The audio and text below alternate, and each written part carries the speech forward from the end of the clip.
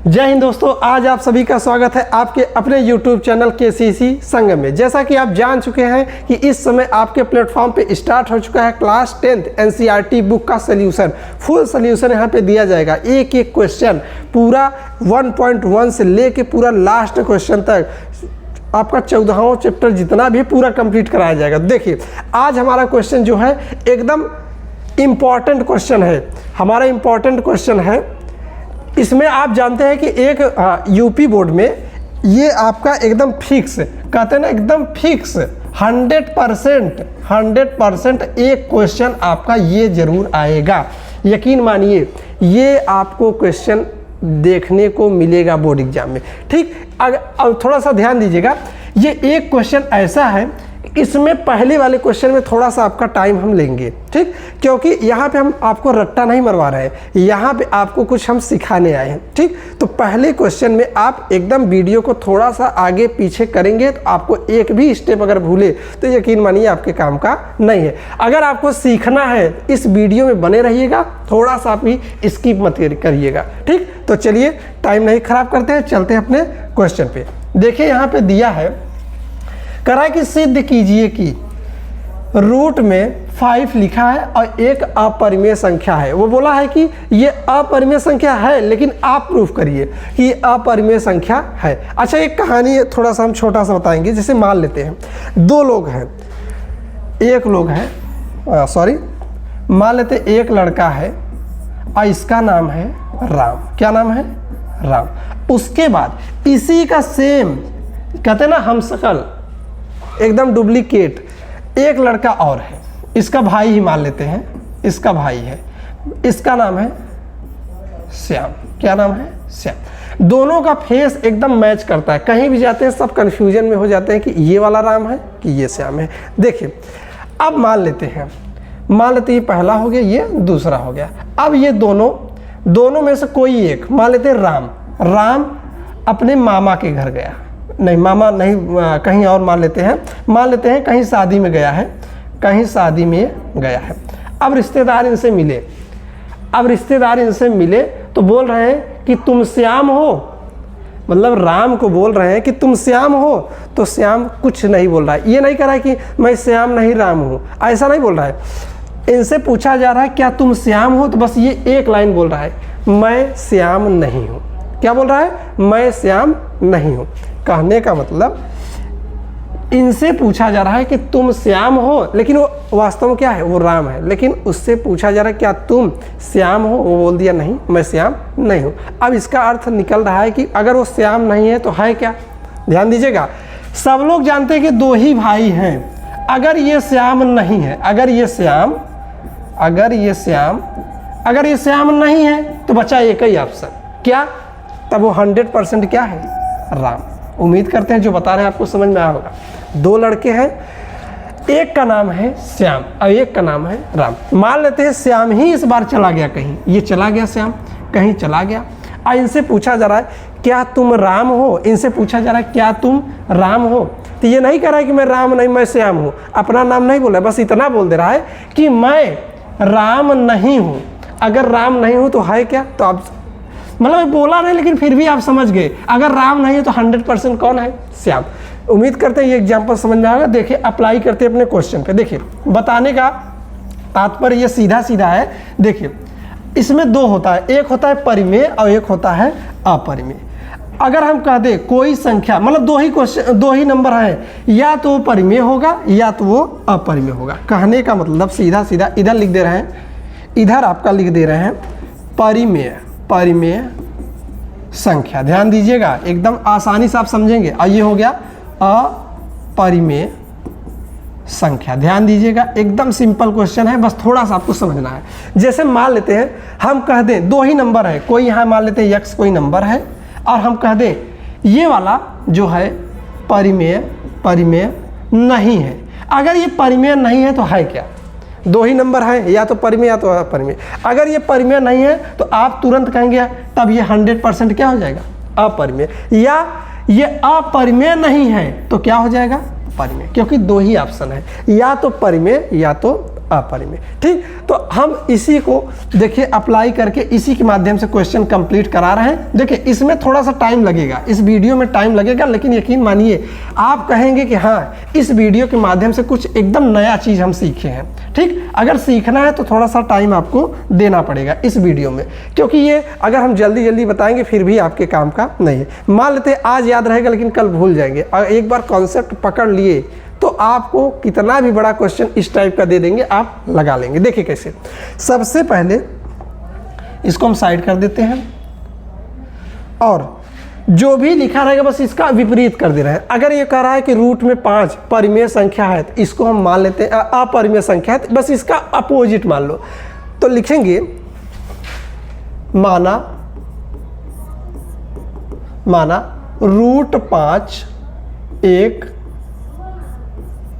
परिमेय संख्या है। रूट 5 परिमेय संख्या है, कोष्टक में थोड़ा सा लिख दीजिए, सॉरी ये परिमेय संख्या। लेकिन एक चीज़ आप लोग जानते होंगे, परिमेय संख्या किसको बोलते हैं? परिमेय संख्या उसको बोलते हैं, आप लोग जानते भी होंगे, परिमेय संख्या उसको बोलते हैं जो p/q के रूप में लिखा रहे उसे बोलते हैं परिमेय संख्या। और उसका एक चीज़ और जान लीजिए, p/q के रूप में लिखा रहे लेकिन इसका केवल गुणनखंड 1 हो, केवल गुणनखंड 1 हो। कहने का मतलब अगर 1/2 है तो ये परिमेय संख्या है, अगर यही कह दें 2/4 तो ये परिमेय संख्या नहीं है। ध्यान दीजिएगा, क्यों नहीं है, दोनों फर्क है। हाँ ये भी बटे में है, ये भी बटे में, लेकिन एक हम कह रहे हैं कि ये परिमेय है और ये परिमेय नहीं है। देखिए क्यों नहीं है, रीजन समझिए। इसको हम अब इसको 1/2 को और छोटा काट के कर सकते हैं, तो आप कहेंगे नहीं, जब लास्ट फॉर्म में आ जाए तो वही होता है परिमेय संख्या। लेकिन अभी देखिए क्या 2/4 को और छोटा कर सकते हैं, तो आप कहेंगे बिल्कुल कर सकते हैं। इसको काटेंगे 2 1 कम 2 और 2 दूना 4। अब इस फॉर्म में आ गया, देखिए इसका भी गुणा 1 में है, इसका भी गुणा 1 में है। और जब गुणा सेम रहता है तो उसके बाद क्या करते हैं कि जब लास्ट फॉर्म में पहुँच जाए तो उसी को बोलते हैं क्या, परिमेय संख्या। उम्मीद करते हैं अब देखिए, उम्मीद करते हैं जो भी अभी तक आपको बेसिक चीज़ें बताएं आपको समझ में आया होगा। चलिए स्टार्ट करते हैं। देखिए थोड़ा सा टाइम इसमें जाएगा, हम पहले ही बता दिए हैं। अगर जिनको जल्दी हो वो भाई आगे पीछे करेंगे तो उनके काम का ये नहीं रह जाएगा। अगर सीखना है तो आपको टाइम देना पड़ेगा। चलिए, तो इसका मतलब हम रूट में 5 बराबर हम p/q लिख सकते हैं, बिल्कुल लिख सकते हैं। अगर परिमेय है तो उसके बराबर में हम p/q आराम से लिख सकते हैं।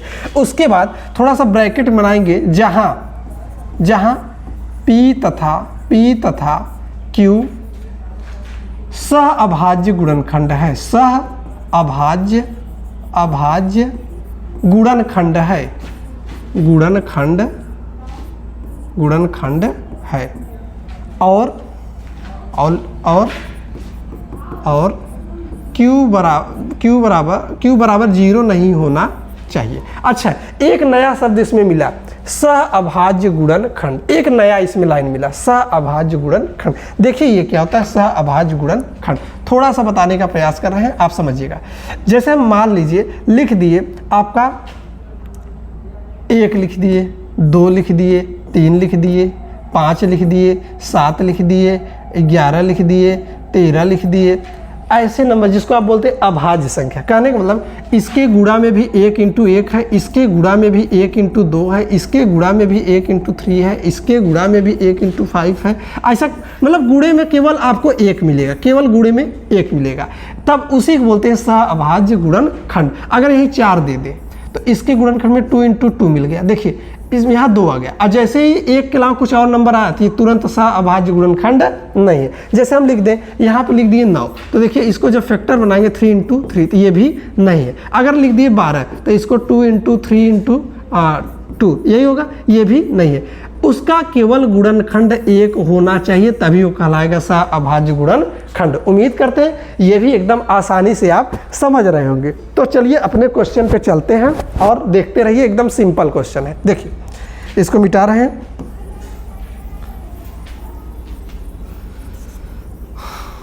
आपका जो क्वेश्चन है आते हैं। देखिए अब यहाँ पे अच्छा एक चीज़ और कर सकते हैं, अगर हम कहते इसका गुणा इधर कर दें तो इसका गुणा करेंगे तो आएगा q रूट में 5 और बराबर p। उम्मीद करते हैं ये भी समझ गए होंगे। उसके बाद ठीक हम क्या करेंगे, लिखेंगे दोनों पक्षों का वर्ग करने पर, दोनों पक्षों का वर्ग करने पर, दोनों पक्षों को वर्ग करेंगे तो q√5 का भी स्क्वायर हो जाएगा और उसके बाद p का भी क्या हो जाएगा, स्क्वायर। फिर जब यहाँ स्क्वायर करेंगे तो q स्क्वायर और रूट में 5, हम पहले वीडियो में बताए थे अगर 5 का स्क्वायर करेंगे तो 25 होगा और √5 का स्क्वायर करेंगे तो केवल 5 आएगा, ये बताए थे। चलिए अब यहाँ पे इसका जब स्क्वायर करें तो केवल यहाँ 5 बचा और यहाँ बचा p स्क्वायर। उम्मीद करते हैं ये एकदम आसानी से आप समझ रहे होंगे। उसके बाद एक लाइन और आपको यहाँ लिखना होगा, चलिए वो भी बता दे रहे हैं, देखिए। ठीक, अब यहाँ पे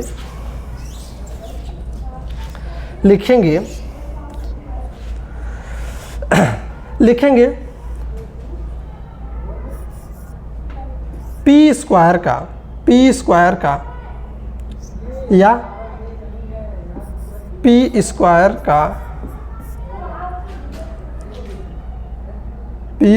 एक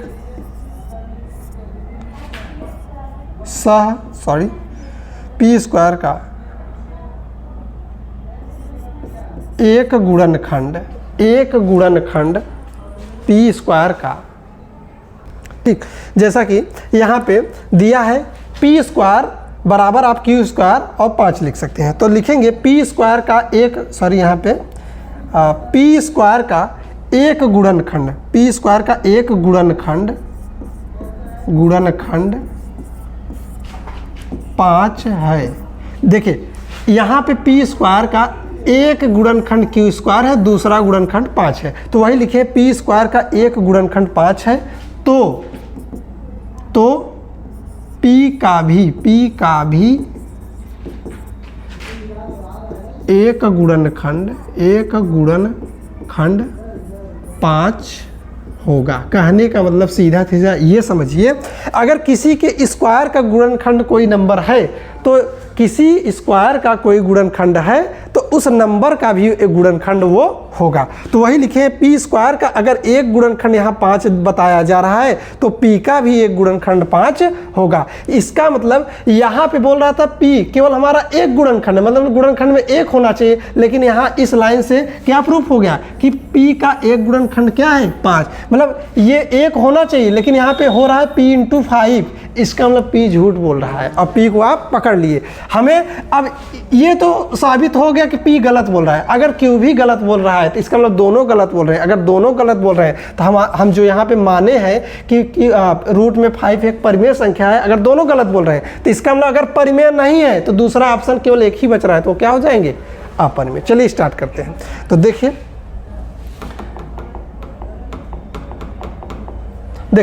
उसके बाद यहाँ पे देखिए, अब उसके बाद लिखेंगे p का मान, p का या ऐसे लिख सकते हैं p बराबर, अगर p का एक गुणनखंड 5 है, p का एक गुणनखंड 5 है तो दूसरा, जैसे एक गुणनखंड 5 हो गया तो दूसरा गुणनखंड कुछ नहीं मालूम है तो अपने से मान लेते हैं यम, इसको लिख सकते हैं p बराबर 5 यम। उम्मीद करते हैं समझ में आया होगा। जैसे कह रहे हैं कि एक गुणनखंड 5 है तो इसका मतलब एक गुणनखंड बच ही रहा होगा क्योंकि दो गुणनखंड होते हैं, एक 5 है दूसरा कुछ न कुछ होगा। चलिए स्टार्ट करते हैं और यही लिखेंगे, यही आप लिखेंगे, यही लिखेंगे p का मान, p का मान समीकरण, p का मान समीकरण एक में रखने पर, एक में रखने पर, और समीकरण एक आपका यही है। ठीक, समीकरण एक आपका यही है। तो p का मान हम रख रहे हैं q स्क्वायर 5 = p स्क्वायर। तो देखिए q स्क्वायर इधर 5 बराबर इस p की जगह लिख सकते हैं 5m का स्क्वायर। ठीक, उसके बाद q स्क्वायर यहाँ 5, बताइए 5 के स्क्वायर करेंगे तो आप कहेंगे 25 और m का स्क्वायर करेंगे तो क्या आएगा, m स्क्वायर, यही आएगा। उसके बाद ध्यान दीजिएगा, आप यहाँ पे देखेंगे सबसे पहले देखिए 5 × 5 और 5 × 5 25, तो यहाँ पे q स्क्वायर बराबर निकल गया, q स्क्वायर बराबर निकल गया 5m स्क्वायर। उम्मीद करते हैं ये भी आपको एकदम आसानी से समझ में आ गया होगा। फिर से वही लाइन आपको लिखना है, क्या लिखना है, ध्यान दीजिएगा जो यहाँ पे लाइन लिखी है। ठीक, उसके बाद आपको क्या करना है, नीचे यहाँ देखिएगा, सबसे पहले आप लिखेंगे q स्क्वायर का, यहाँ देखिए क्यू स्क्वायर का एक गुणनखंड यहाँ भी 5 निकल गया कि नहीं, क्योंकि 2 गुणनखंड बना है, एक गुणनखंड यहाँ, एक गुणनखंड यहाँ, तो क्यू स्क्वायर का भी एक गुणनखंड क्या मिल गया 5, वही लिख दीजिए। क्यू स्क्वायर का एक गुणनखंड 5 है, तो क्यू का भी एक गुणनखंड 5 होगा। ध्यान दीजिएगा, यहाँ पे क्यू स्क्वायर की जगह पे एक गुणनखंड 5 है, दूसरा हमें मालूम नहीं, तो लेकिन एक गुणनखंड 5 मिला कि नहीं, तो वही लिखें क्यू स्क्वायर का एक गुणनखंड 5 है, तो क्यू का भी एक गुणनखंड 5 होगा। और जबकि पहले में पी बाई क्यू में सीधा सीधा ये बताया गया था कि इसका गुणनखंड 1 होना चाहिए, इसका गुणनखंड भी 1 होना चाहिए, लेकिन हमारे जो ये लगवा रहे हैं, क्वेश्चन सॉल्व करवा रहे हैं, इसमें पी का भी एक गुणनखंड 5 मिल गया और क्यू का भी एक गुणनखंड 5 मिल गया, जबकि होना ये चाहिए, ये वाला सही है, और आ गया ये वाला। इसका मतलब जो हम माने हैं कि पी बाई क्यू मतलब कि रूट में 5, हम क्या माने थे, रूट में 5 परिमेय माने थे, रूट में 5 परिमेय माने थे, और दोनों का बात एकदम गलत साबित हो गया। अगर परिमेय नहीं है, अगर राम नहीं है, तो याद करिए क्या बताए थे, अगर राम नहीं है तो श्याम है, अगर ये परिमेय नहीं है तो बचा क्या, अपरिमेय। तो वही यहाँ पे लिख दीजिए लास्ट लाइन कि अतः पी तथा क्यू का एक गुणनखंड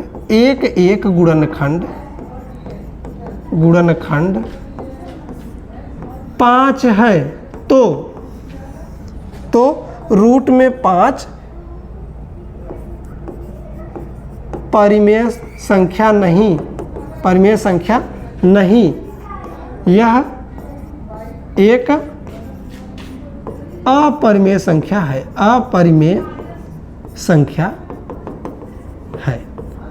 ये लाइन आपको लास्ट में लिख देना है। उम्मीद करते हैं आज का क्वेश्चन, देखिए ये थ्योरी वाला क्वेश्चन है, अगर इसको आप पहली बार देख रहे हैं तो यकीन मानिए थोड़ा सा आपको प्रॉब्लम होगी, लेकिन अगर एक बार 2 बार इस वीडियो का अगर आप दोबारा देख ले रहे हैं तो समझ लीजिए ये दावा है पूरे YouTube पे ऐसा कॉन्सेप्ट आप कोई नहीं बताएगा आपको। क्यों? क्योंकि इसमें हमने रट्टा नहीं मरवाया, हम एक एक चीज़ें आपको बताने का प्रयास पूरा किए हैं, और जो भी आपको समझ में ना आया हो आप कमेंट के माध्यम से अपना लिख के क्वेश्चन पूछेंगे, अगली वीडियो में हम जरूर उसको बताएंगे। हाँ, एक चीज़ बताना चाहेंगे कि इसके पहले एक वीडियो हमारा पड़ा था 4.2 का, उसमें एक बच्चे ने कमेंट किया था कि सर आप चला रहे थे, मान लीजिए रियल नंबर स्टार्ट किए थे, लेकिन आप अचानक से 4.2 क्यों स्टार्ट कर दिए। ठीक, तो उनको हम इस वीडियो के माध्यम से बताना चाहेंगे, जहाँ कहीं भी हो वो देख लेंगे।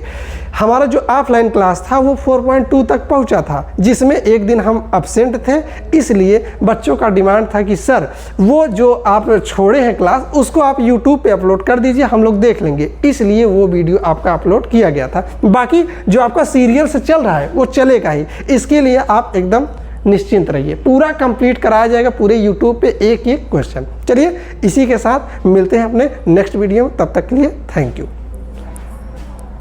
आहो।